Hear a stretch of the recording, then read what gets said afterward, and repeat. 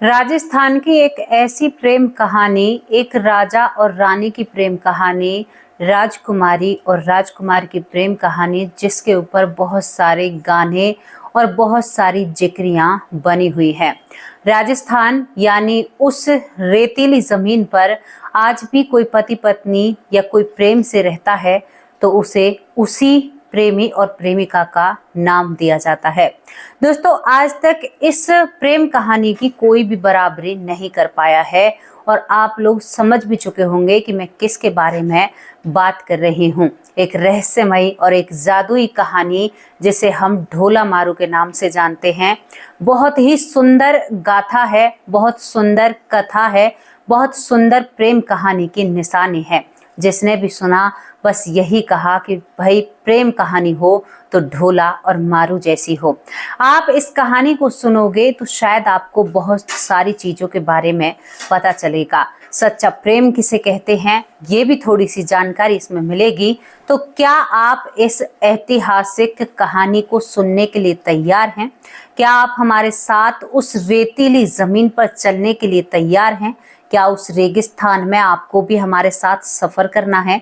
तो चलिए एक नए दौर, एक नए सफ़र और इतने सालों पीछे चलते हैं जहां पर शायद बातें बहुत मायने रखती थी।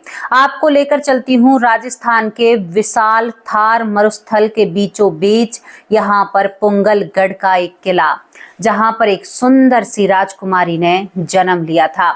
यहाँ पर पिंगल राजा की पुत्री ने इस दुनिया में जन्म लिया था।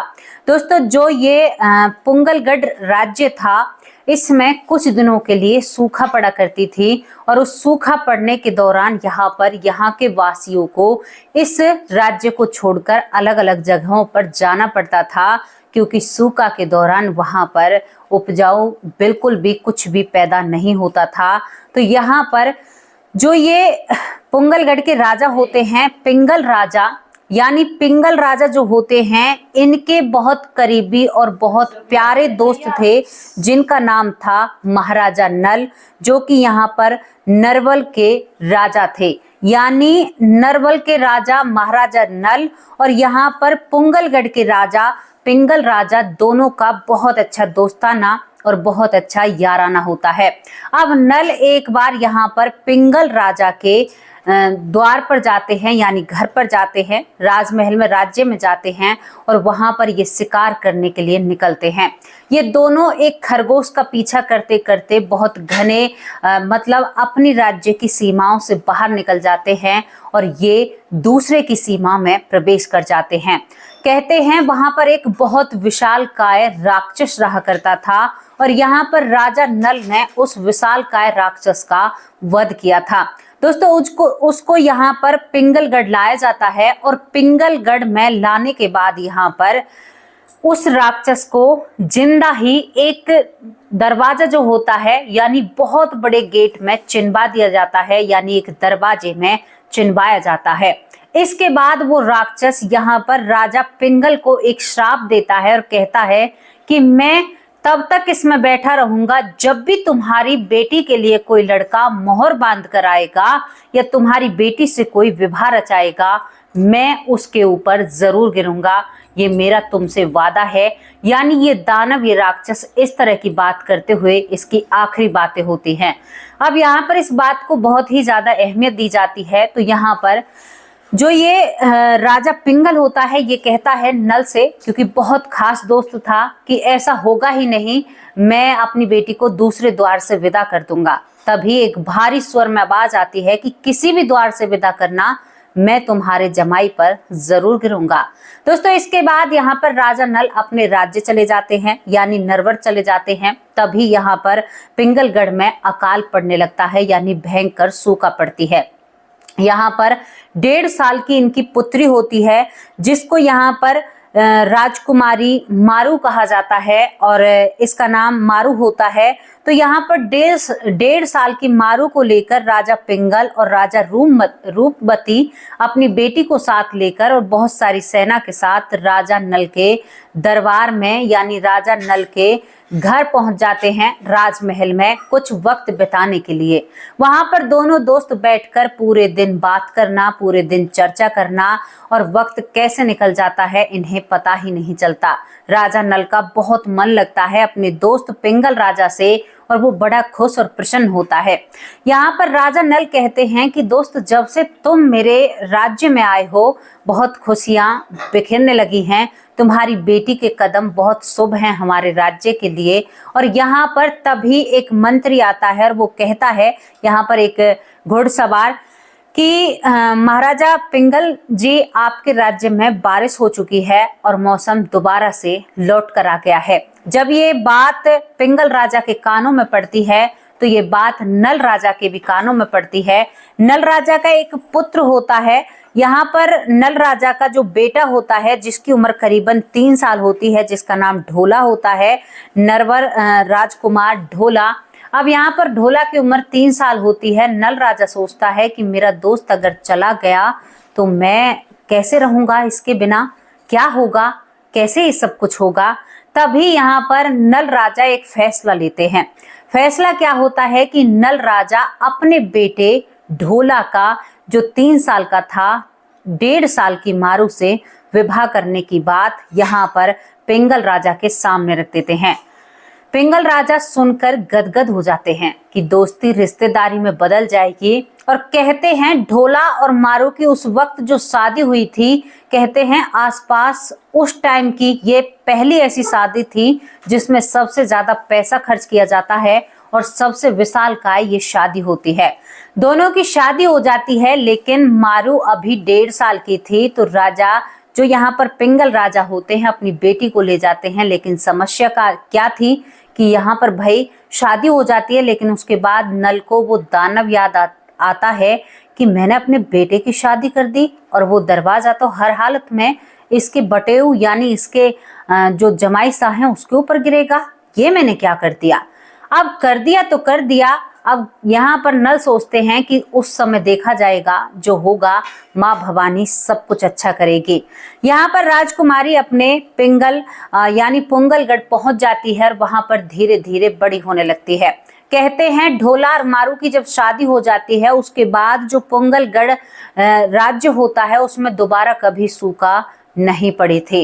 सब अपने जमाई बाबू को बहुत ही ज्यादा शुभ मान रहे थे। धीरे धीरे यहाँ पर मारू बड़ी हो रही थी, दूसरी तरफ ढोला बड़ा हो रहा था। लेकिन तभी एक अनहोनी घटित होती है। क्या अनहोनी घटित होती है कि यहाँ पर जो राजा नल होते हैं वो इस दुनिया से चले जाते हैं। सारा भार यहाँ पर ढोला के कंधों पर आ जाता है। जब पूरा भार ढोला के कंधों पर आ जाता है तो ढोला कहीं ना कहीं मारू को, क्योंकि ढोला को तो पता ही नहीं था कि मेरी मारू से शादी हो चुकी है।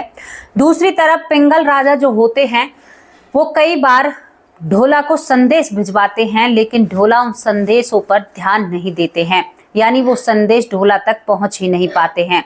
यहाँ पर क्या होता है, जो ढोला होते हैं अब शादी योग्य हो जाते हैं।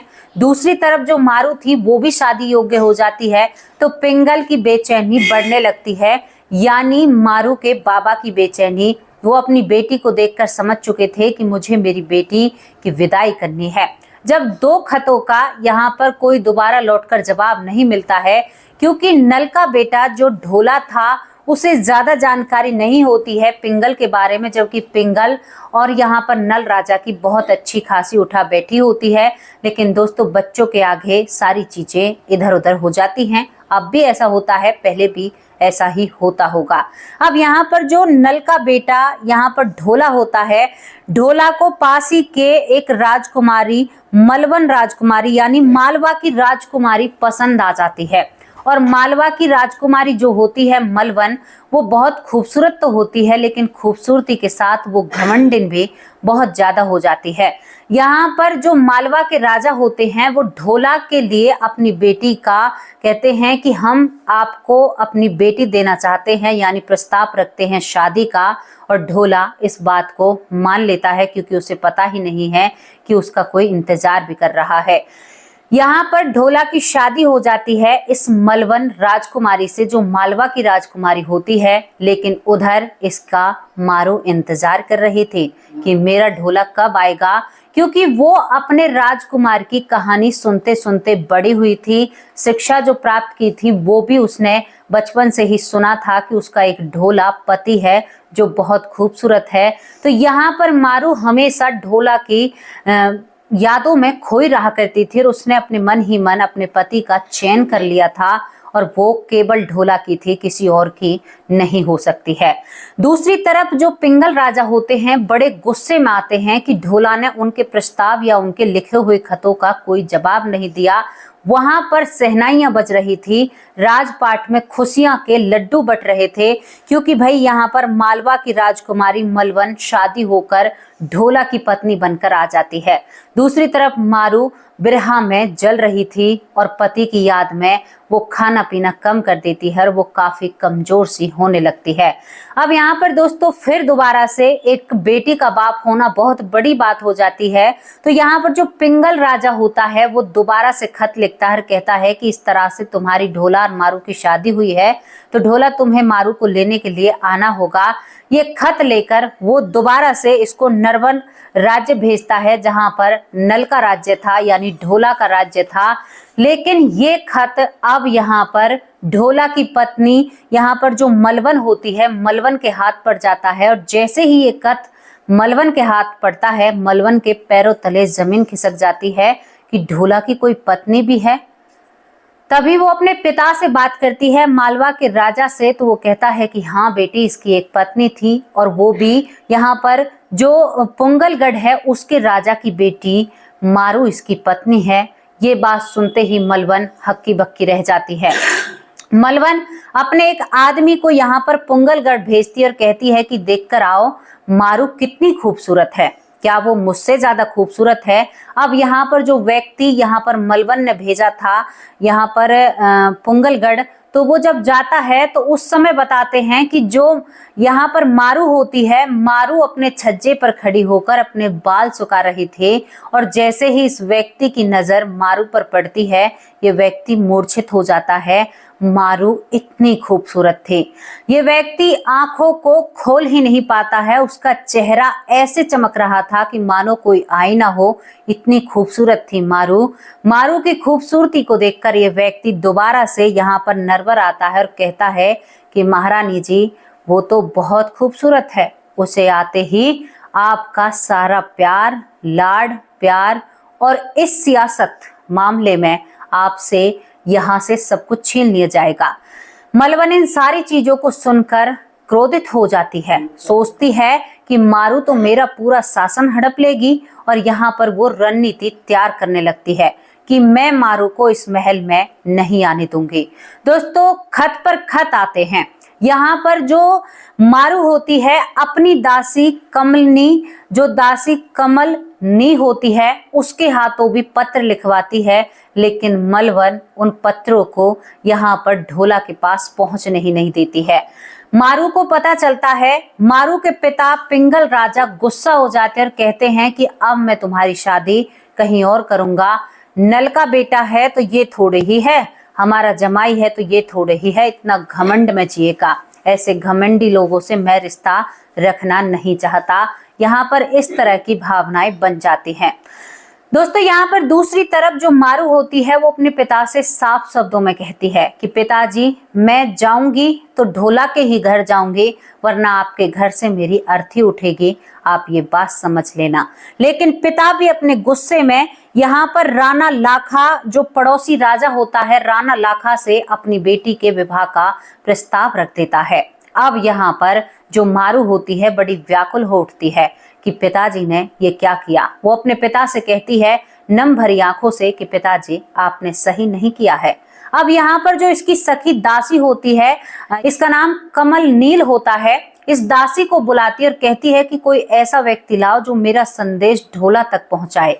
तो ये दासी एक जादुई ढोलककार को लाती है।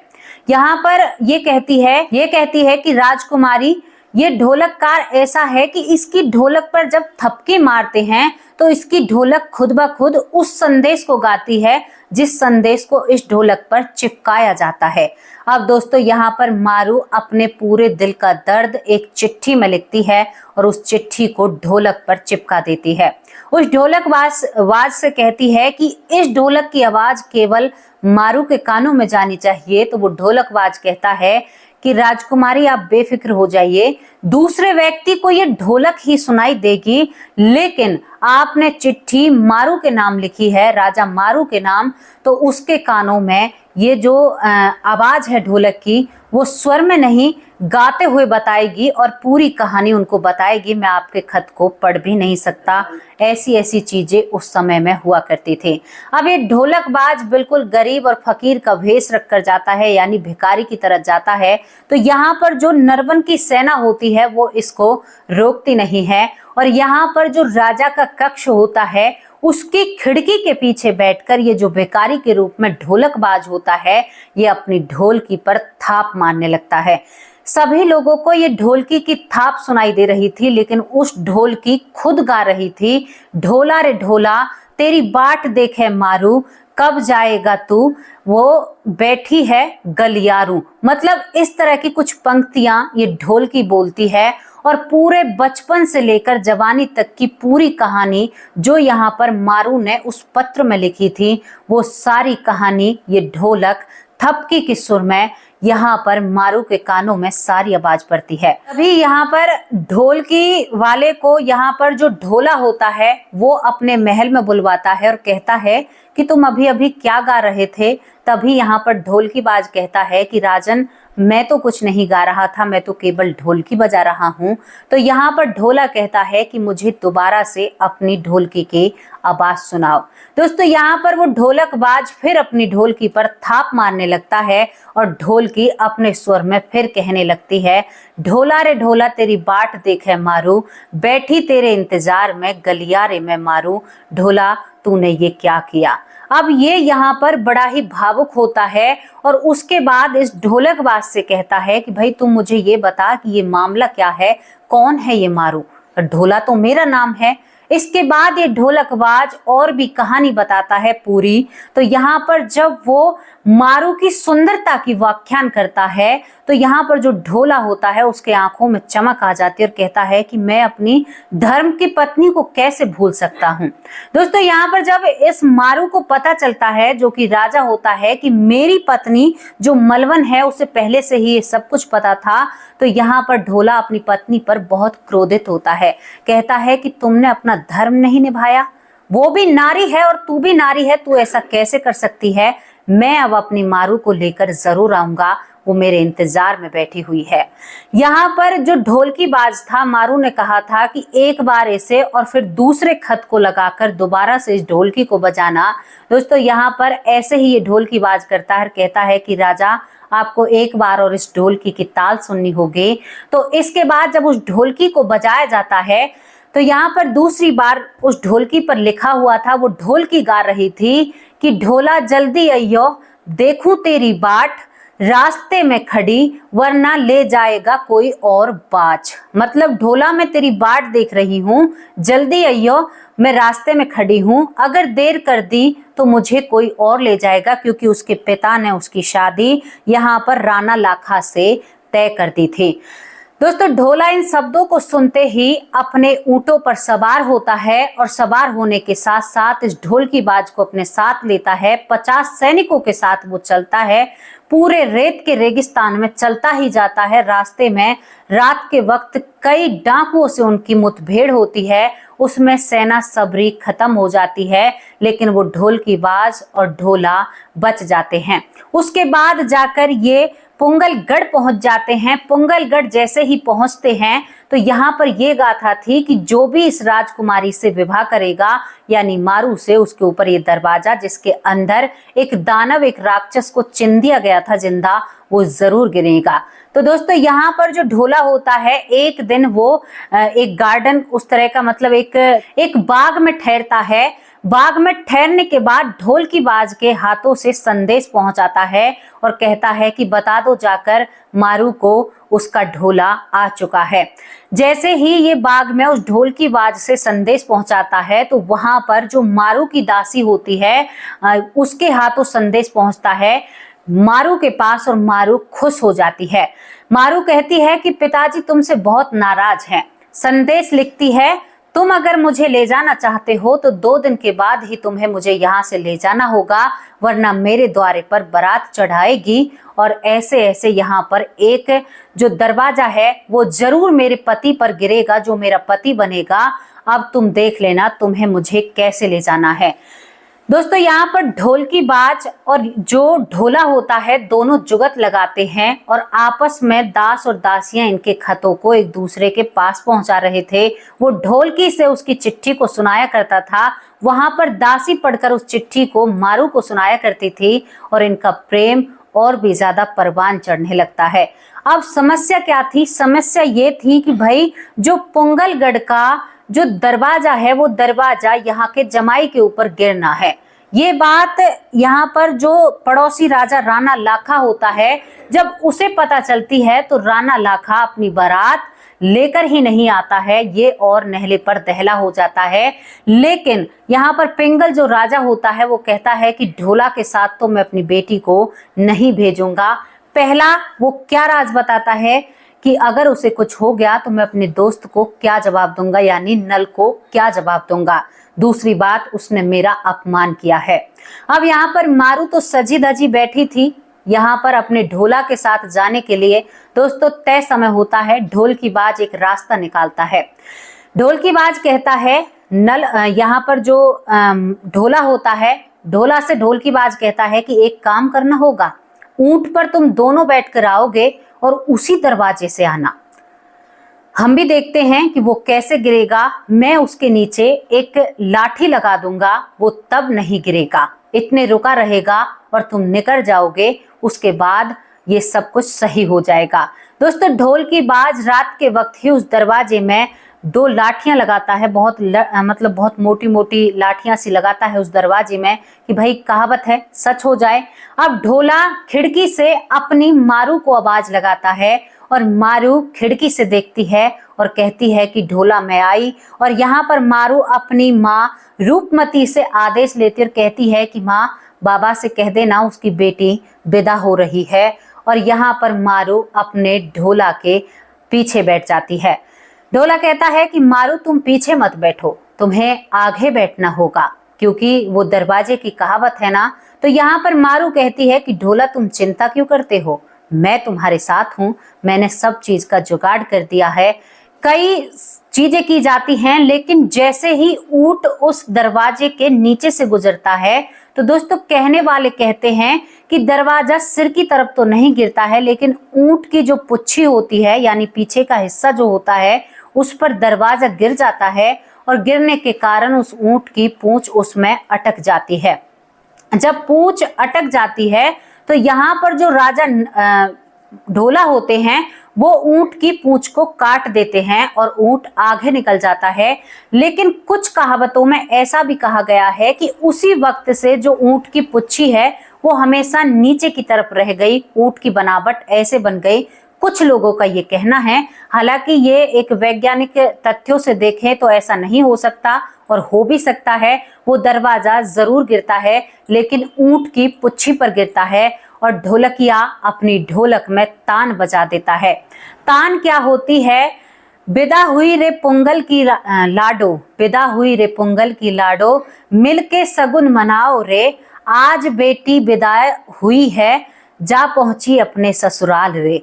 ये जब ढोलकी के तार यहाँ पर पिंगल राजा के कानों में पड़ते हैं तो पिंगल राजा को इन सभी योजनाओं के बारे में पहले से ही पता था, लेकिन पिंगल राजा भी चाहता था कि उसकी बेटी का घर बसे और वो नम आंखों से अपनी बेटी को चुपके से खिड़की से देखते हैं और अपनी बेटी को विदा कर देते हैं। लेकिन दोस्तों, समस्याएं यहाँ पर ही खत्म नहीं होती हैं। ढोला और मारू और ढोल की बाज और यहाँ पर जो मारू की दासी होती है कमल नील, वो भी साथ जाती है। जब ये सभी साथ जाते हैं तो रास्ते में एक उमरा सुमरा नाम का व्यक्ति मिलता है जो यहाँ पर मारू को बहुत पसंद किया करता था, मारू को बहुत प्रेम करता है। तभी यहाँ पर वो क्या करता है कि अफीम में जहर मिलाकर जो ढोला होता है उसे देने लगता है। दोस्तों, उस समय में ऐसी रिवाज थी कि जो मान भाव था वो इस तरह से भी किया जाता था। अब ढोला अपना हाथ बढ़ाता है उस डिब्बी की तरफ जिसमें अफीम रखी हुई थी। तभी यहाँ पर जो मारू होती है ढोला से कहती है कि ढोला, तुम इसे नहीं खा सकते, और ढोला का हाथ खींचकर उसे अपने ऊंट पर बिठा लेती है और सभी से कहती है कि आगे की तरफ रवाना हो जाइए, और वो उसे अपने पति को उस अफीम को नहीं खाने देती है। दोस्तों, यहाँ पर जो नरवर राजमहल होता है उसे सजाने की तैयारियां शुरू हो जाती हैं, और यहाँ पर कहीं ना कहीं मलवन जो बड़ी रानी थी वो भी इन सब चीजों से समझौता कर लेती है और यहाँ पर मारू का वो स्वागत करती है। जब कहते हैं मलवन ने मारू को देखा तो मलवन बेहोश हो जाती है। मारू इतनी खूबसूरत थी। जब मारू के किस्से ढोला ने सुने थे तो ढोला मन ही मन मारू की एक छवि बना लेता है। कहते हैं दोनों की प्रेम गाथा इतनी अमर और इतनी प्रेम कहानी थी कि मारू इतनी ज्यादा खूबसूरत थी कि ढोला उसके प्यार में बावला सा हो गया था। दोस्तों, ये थी। उसके बाद यहाँ पर मारू अपने राजमहल में बढ़िया तरह से रहती है, बहुत अच्छे से रहती है। उसके बाद यहाँ पर जो पिंगल राजा होता है कुछ दान दहेज भी अपनी बिटिया के लिए भेजता है, और उसके बाद इस दो राज्यों में संधि हो जाती है जो कुछ दिनों के लिए बिगड़ी थी केवल नल की मृत्यु हो जाने के बाद। कुछ लोग कहते हैं कि नल की मृत्यु नहीं हुई थी, नल ने अपने बेटे को भुलाने के लिए, उस दरवाजे से बचाने के लिए इस सब चीजों को भुलाया था। कुछ लोग कहते हैं कि नल की मृत्यु हो गई। हालांकि इतिहासकार कहते हैं कि नल उस समय जीवित थे और वो मरे नहीं थे। उन्होंने केवल उस दरवाजे के ही कारण कि मेरा एक बेटा है, मैं अब कभी भी मारू को नहीं लाने दूंगा, ये कहते हैं। कुछ लोग कहते हैं कि नल उस समय जीवित ही नहीं थे। तो आप क्या कहते हैं? कौन कौन हैं जो राजस्थान से यानी विशाल थार मरुस्थल यानी जो अब यहाँ पर बीकानेर में आता है, शायद कौन कौन है जो वहां से मुझे देखते हैं? और ये कहानी आप लोगों को कैसी लगी अपनी राय कमेंट बॉक्स में जरूर रखना। ढोला मारू की प्रेम कहानी जो इतिहास में गवाही देती है, कोई दोहरापन नहीं है, कोई छल कपट नहीं है, सच्चाई से दोनों साथ रहे थे। बचपन में शादी हुई थी, ऐसा नहीं है किसी के पति को दूर कर कर किसी की पत्नी को छीना गया है। एक पत्नी के इंसाफ के लिए ही पति ने ये सब कुछ किया था। तो जैसी भी आप लोगों को ये कहानी लगी हो अपनी राय कमेंट बॉक्स में जरूर रखना। अब आप लोगों से विदा लेती हूँ। शाम को हाजिर होंगे एक सच्चे अच्छी स्टोरी के साथ। तब तक के लिए नमस्कार, जय हिंद, जय भारत।